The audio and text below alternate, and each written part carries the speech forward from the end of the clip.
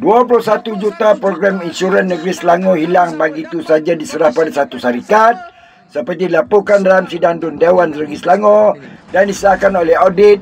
Daripada 21 juta lebih hanya 954,000 sahaja yang dibayar.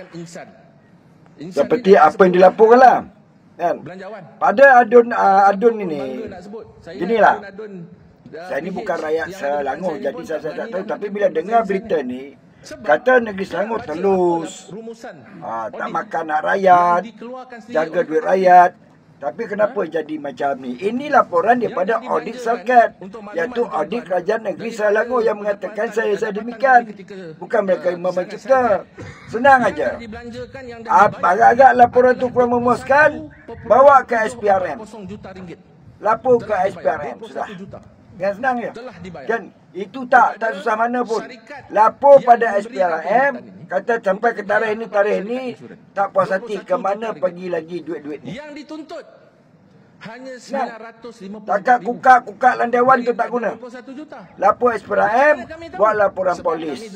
Kalau tak ada jawapan yang memuaskan daripada Menteri Besar Selangor ataupun Esko yang terbabit, lapor SPRM sahaja. Kan?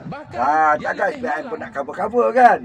Benda ni duit rakyat. Kita tak tahulah tempoh, mungkin di tempoh dia untuk 5 tahun 21 juta ni. Tapi tak ada laporan rasmi apa kata apa audit dalam negeri cakap kan? Jadi kita tengok dan lihat sejauh mana keterusan kerajaan yang ada di Selangor hari ini.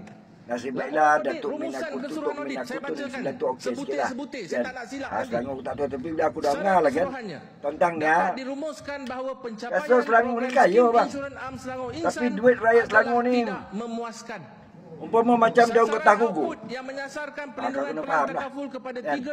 Jadi pada semua, pada duduk Selangor agak-agak sampai tempoh tak sampai tempoh dia dah cukup, tak puas hati, SPRM ada, Totan ada, lapor ya, tenang, habis itu.